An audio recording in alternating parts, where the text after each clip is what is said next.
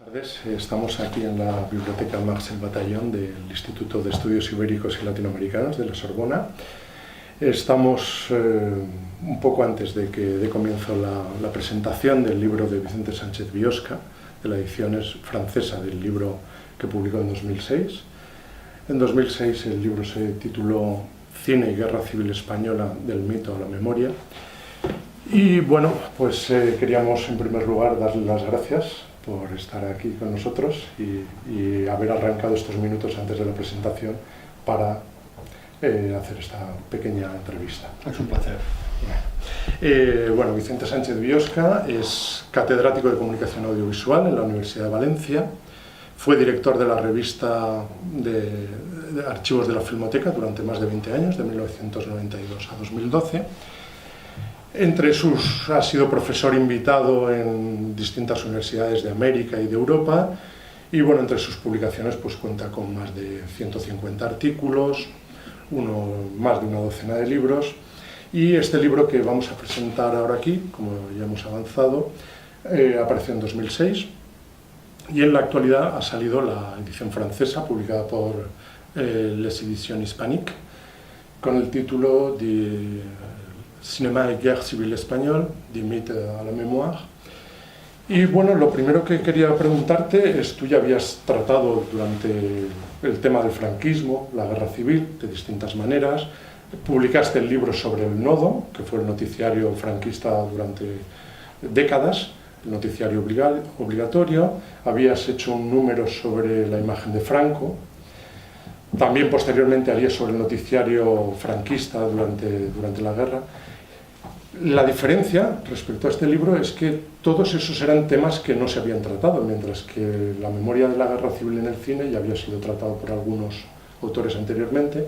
Y yo lo que te quería preguntar es cuáles fueron los motivos que te llevaron a emprender esta tarea. Bibliográficos, personales, un contexto determinado. Bueno, sí es cierto que una parte de mi investigación es investigación de campo y hay otra parte de investigación como esta que es más bien de interpretación. Ciertamente había muchos libros, o varios libros, sobre cine y guerra civil española, muchos evidentemente sobre guerra civil y otros aspectos de la producción cultural, pero yo creo que quizá no había tanta producción sobre la memoria representada en el cine español. Es decir, un enfoque memorístico de cómo el cine español había sido soporte, por una parte, de relatos que contaban la guerra civil en distintos momentos de la historia, y por otra parte, cómo esos relatos constituían o cristalizaban el estado de una colectividad en materia memorística. Entonces creo que la particularidad, si bien cierto no es que el libro sea un estudio de primera mano, un estudio exhaustivo, un estudio de toda la producción hecha sobre la guerra civil, sí que había una línea de enfoque, una línea de cruce para él, que era la concepción memorística del cine y guerra civil. De hecho, el subtítulo que has mencionado hace un momento, del mito a la memoria, juega precisamente con esa dualidad de elementos. Un elemento del mito, que yo entiendo en un sentido aristotélico, es decir, no tanto como una falsedad, como algo que pervierte la realidad, sino como algo que tiene una formación narrativa. Es un relato fuerte, un relato metarrelato, si se quiere incluso, y por otra parte, en el otro extremo estaría el concepto de memoria. Entonces, la idea, o si queremos llamarla así, la originalidad del enfoque de ese libro, consistía en poner el acento en la cuestión memorística y no en la historia del cine que había tratado la guerra civil española. Sí, en ese sentido hay que dejar claro que el libro no es un catálogo de películas sobre la guerra civil, sino que lo que haces es, como tú has explicado, una construcción diacrónica de distintos. En ese sentido, ¿cuál ha sido el criterio para seleccionar unas películas y no otras? ¿Las más representativas, las más famosas? Bueno, yo partía de una idea quizá que cualquier historiador del cine conoce, como tú conoces, pero que los historiadores generalistas no necesariamente conocen. Es que el cine es un espacio idóneo para cruzar cuestiones de relato relato consumido por las masas y dirigido a las masas, y por otra parte iconografía, es decir, formaciones visuales que atraen y que condensan incluso aspectos de la memoria colectiva. En ese sentido, lo que traté de hacer era establecer una serie de cortes a lo largo de la historia, de manera que en cada momento, que yo diría de cambio, o donde la coyuntura está moviéndose, se podía hacer una lectura diferente, tanto iconográfica como narrativa, de lo que había sido la Guerra Civil Española. Por decirlo en palabras así mucho más usuales, la Guerra Civil cambia con los años. Si no existe una memoria unitaria de la Guerra Civil, es porque esa Guerra Civil, en cuanto a la utilidad que se le da en cada uno de los presentes, va moviéndose, va movilizándose, va transformándose. Entonces, intenté realizar una serie de cortes que para mí correspondían con momentos en los que el contexto nacional, el contexto internacional, la vida de las colectividades, los movimientos del exilio, los cambios de principios jurídicos cinematográficos, es decir, ciertos cambios que tienen que ver con la vida cultural, simbólica y también ideológica, marcaban momentos de cambio. Pues he intentado ver en esos momentos de cambio siempre un nudo, donde no analizaba, o no he tratado de analizar una sola película, o 4 películas, sino películas que fueran representativas de estatutos, de concepciones distintas en todo caso, y que entraban en contradicción. Por eso, en esos momentos, que son pues, unos 7 momentos a lo largo de todo el libro, trato de ver qué nudos aparecen ahí y qué nudos dan el paso a cambios sustanciales que corresponden más o menos con las décadas, pero que no son estrictamente correspondientes con las décadas. Sí, sí, no recuerdo mal, en esos siete cortes que haces, en los prácticamente 70 años, no son coincidentes con décadas, sino que podríamos decir que son como 7 momentos en los que, si no recuerdo mal, se establece una especie de confrontación entre modelos, ¿no? 2 modelos, pues estoy pensando en los primeros. El primer corte no es una década, sino que son los años de guerra, es la producción nacional y la producción republicana. Luego el siguiente corte sí que sería, por ejemplo, la confrontación entre un modelo más franquista, más nacional católico, y uno más falangista. ¿Cuáles son, así a grandes rasgos, estos choques que van conformando las distintas memorias en estos distintos cortes? Bueno, el primero de ellos, como bien dices, es la producción de guerra. Yo entiendo que la producción de guerra, hacer una guerra no es cosa fácil, justificar la guerra lo es menos, llevar a la gente a las trincheras lo es todavía menos, y convencer a que todo un grupo de gente que no participa directamente en la guerra esté implicado en ella,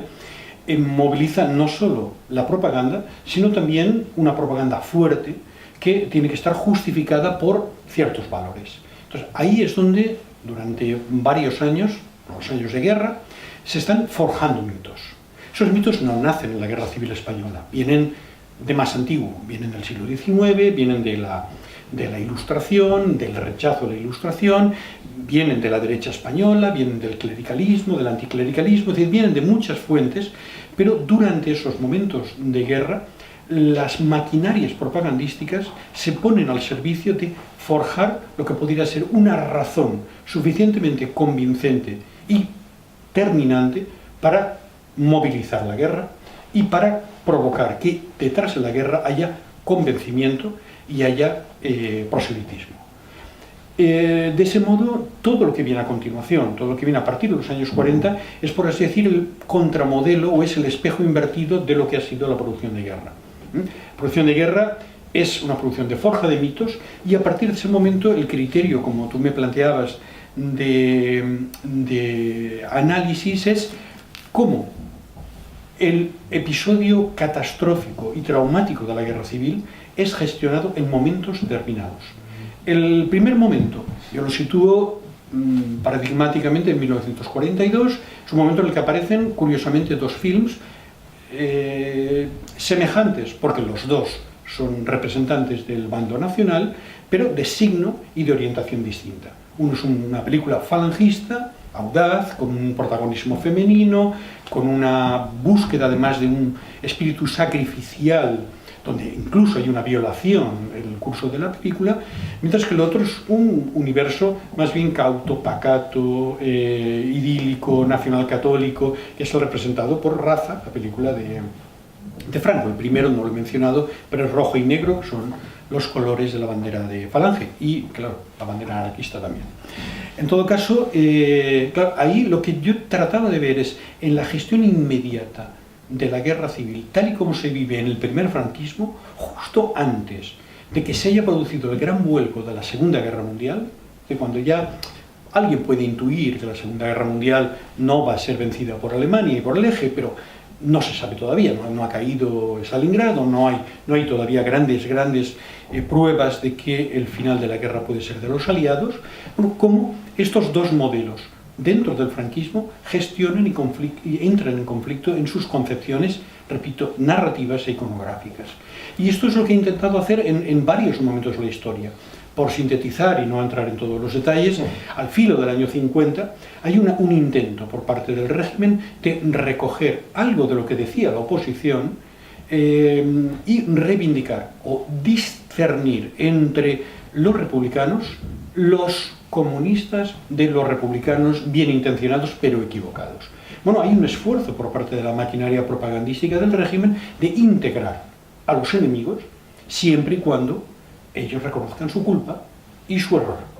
Bien, los años 60 son años de desarrollismo. En el desarrollismo de lo que se trata es de desideologizar al máximo el espíritu político que unía al franquismo con los fascismos y crear un espíritu de bienestar. O por decirlo con palabras que mencionaba Paloma Aguilar, lo que prima en esos años es no tanto la legitimidad de origen como la legitimidad de los logros alcanzados. Es decir, en los años 60 el franquismo podía decir, no, nuestro episodio fundacional es la guerra civil, esa es nuestra gloria, pero nosotros no vamos a ser juzgados solo por esa gloria, sino también porque hemos creado el bienestar, porque hemos creado una segunda vivienda para mucha gente, porque damos electrodomésticos, porque la vida nuestra no tiene nada que ver con la vida de la Segunda República. Y así sucesivamente hasta que llegamos a este periodo de nueva fractura, que supongo que hablaremos a continuación, que es el de la transición. Un momento donde se trata de revisitar los mitos franquistas y ver qué ocurre con los mitos franquistas, qué ocurre con aquellos que regresan del exilio y que tienen a su vez vocación de contar sus historias, hacer sus películas y referirse ante las cámaras televisivas o cinematográficas de su pasado y contrastan y se entrelazan con las visiones de los franquistas, digamos, modernizados. Sí, yo ahora que has nombrado la transición, habría que saltar al último capítulo porque en cierta medida también es un cuestionamiento de la transición. Hay que aclarar que el libro se publica en 2006, 2006 es un año muy fuerte en lo que se refiere a cuestión de la memoria de la guerra civil, es el año en el que se promulga la ley de la memoria histórica y hay una confrontación y hay un reverdecer de la cuestión de la guerra extraño. El libro acaba justo en ese momento y una de las grandes aportaciones que tiene la edición francesa de este libro es en el prólogo, que hace el recorrido de ese 2006 hasta la actualidad. ¿Cómo se explica, ¿no?, que en ese 2006 un poco surja una contestación a algunas de las representaciones que se habían establecido durante la transición? ¿Cómo hay ese reverdecer de la memoria y en qué ha quedado eso en los últimos 10 años? Es una cuestión muy interesante que creo que merece un desarrollo incluso en un libro entero dedicado a ello, ¿no? Yo diría que, el reverdecer que tú mencionas de la memoria histórica es algo que se advierte ya a finales de los años 90, de una manera marginal en algunas películas, a principios del tercer milenio, es decir, a principios de los años 2000, ya hay varios films, sobre todo en Televisión de Cataluña, ¿no?, que empiezan a indagar en estas cuestiones referentes a una memoria de los vencidos, a ciertos elementos inspirados o conectados con memorias venidas del Cono Sur y que tienen que ver con Argentina y con Chile y que tienen, por así decir, un mimetismo con los términos utilizados en Argentina y Chile para hablar de las transiciones. ¿Por qué? Porque el concepto de transición empieza a ser un concepto dudoso. No se aplica directamente a España, o no se aplica del todo a España, pero se habla de la transición en relación con una ley de punto final, con una ley de obediencia debida, con las amnistías, etcétera, etcétera. Es, por así decir, el presagio, ya explícito en algún caso, pero yo creo que es el presagio de algo que luego explotaría, que es el gran cuestionamiento de la transición. El 2006 es un momento álgido de ese momento, las conmemoraciones del 70º aniversario de la guerra, del comienzo de la guerra, del alzamiento militar, y claro, en el 2007 ya se promulga la ley de memoria histórica, o la llamada así, y hay una serie de medidas por parte del gobierno Zapatero muy amplias en ese sentido, y hay una producción masiva, yo creo que muy lexicalizada también, muy tipificada de esos años, para hablar de la memoria histórica, que ya no es un gran hallazgo, sino que es una repetición de ciertas consignas y ciertos parámetros establecidos, ¿no? Pero curiosamente ese mismo año es el año del laberinto del fauno. Yo creo que el laberinto del fauno es sintomático, porque introduce un aspecto que creo que será una de las líneas que nos llevará hacia el presente. Es la lectura de la guerra civil desde la óptica de las nuevas generaciones y bajo la concepción del trauma. La guerra civil ya es algo que está velado por una idea gótica en cuanto a la iconografía, a la pesadilla en cuanto a concepción, al cuento de hadas, pero es un cuento de hadas invertido, un cuento de hadas especialmente tenebroso, y por otra parte la idea del trauma. Si pensamos, por ejemplo, en Pan Negro, que es una película ya posterior, vemos que, aunque es muy distinta en muchos sentidos, hay una cierta afiliación con esos elementos. Yo creo que, por una parte, hay esta línea del trauma, que separa la guerra civil de un recuerdo memorístico inmediato. Por otra parte, hay una tipificación reiterada hasta la saciedad y hasta las heces, como se dice vulgarmente, de los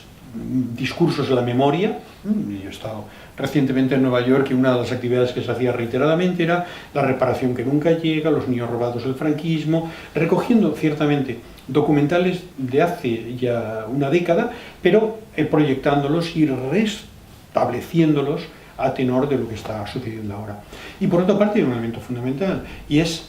la crisis económica, que es una crisis social también, o que engendra una crisis social y que lleva a variar el punto de mira, donde el objeto fundamental de reflexión, de crítica y de revisión no está tanto en la Guerra Civil Española como en la transición. Yo creo que eso es lo que ha hecho que buena parte de los movimientos de nuevas generaciones ya vean la Guerra Civil como algo especialmente lejano, algo de ancianos, y que, aunque sea una especie de rebote, su objeto principal esté situado en la transición. La transición en el sentido de olvido, en el sentido de reivindicación, en el sentido de pacto de silencio, como se quiera, pero en todo caso, digamos, el mal objeto, por utilizar el término de Melanie Klein, ¿no?, está situado ya en un periodo que es mucho más cercano y que ya no remite, sino en segunda instancia, a la Guerra Civil Española. Yo creo que esas tres líneas, es decir, la codificación de un discurso de la memoria, la conversión en el elemento traumático y después el cambio de objeto hacia la transición, son tendencias que se advierten en los últimos tiempos. No sé cuál de ellas pervivirá al final, pero probablemente las tres. Bueno, y ya para acabar, querría preguntarte sobre un concepto que tú acuñas en este libro, al final de este libro, para hablar precisamente de esa producción que se está dando en los años 2000, de esa producción excesiva audiovisual de recuperación de la memoria de las víctimas. Es un concepto que ya lo he visto citado en muchos sitios, con lo cual está haciendo camino, y es el concepto banalidad del bien, un concepto que a mí me interesa y me parece especialmente productivo para hablar de unas cosas que son delicadas a hablar. Me gustaría que lo explicases un poco cuál es el significado de esta banalidad del bien. Bueno, es una pregunta que uno se alegra de oír y por otra parte también es harto delicada, ¿no? La idea de banalidad del bien obviamente viene como una especie de relectura de la banalidad del mal, que es el término también muy, muy controvertido utilizado por Hannah Arendt cuando hizo su informe sobre el proceso Eichmann de Jerusalén. Pero en este sentido, yo diría, por sintetizar mucho, que la banalidad del bien, tal y como la entiendo, procede de unos objetivos que éticamente están originados en un bien, es decir, devolver a las víctimas su dignidad, conseguir todos los reconocimientos necesarios a las víctimas, es algo que en España todavía, lamentablemente, no se ha hecho hasta el final, y los problemas para abrir fosas, para identificar muchos de los cadáveres son buena prueba de ello. Entonces hay un esfuerzo, digamos, que en su origen es un legítimo, ético y necesario, civilmente, pero por otra parte es algo que se convierte en una especie de doxa que no es consciente de estar utilizando una retórica repetitiva hasta la saciedad y que en lugar de producir lo que es fundamentalmente lo que da origen a un principio ético, que es situarse uno en una situación de conflicto, lo que hace es situarse en una situación de corrección política, de repetición, de inercia, donde se reivindica, por ejemplo, la memoria de las víctimas de la guerra civil, pero sin darse cuenta que esas víctimas son también objeto de una contradicción. Hay víctimas, no solo de un lado y de otro, porque unas estaban dignificadas, otras no, pero las hay, evidentemente, sino también se reivindica a las víctimas como si todas ellas procedieran de la misma identidad ideológica, como si todas ellas participaran de unos parámetros socialmente válidos para toda la comunidad, pero no dependientes de la voluntad o de las voluntades de sus familiares. Es decir, que todos los círculos de la memoria parece que están anulados, están colocados sin suficiente alteración. Yo diría, en pocas palabras, que la banalidad del mal es una serie de principios éticos que se han convertido, por inercia y por desgaste, se han convertido en un saber común de corrección política que no tiene absolutamente ya nada que ver con la ética que les dio origen. Bueno, pues ya para acabar, decirte que desde luego tu obra no se ajusta para nada a la banalidad del bien, que siempre ha buscado esa confrontación y esa apertura cognitiva de la heterogeneidad y los conflictos de los problemas, y agradecerte mucho que hayas estado aquí con nosotros en estos minutos antes. Es un placer, muchísimas gracias. Hasta luego.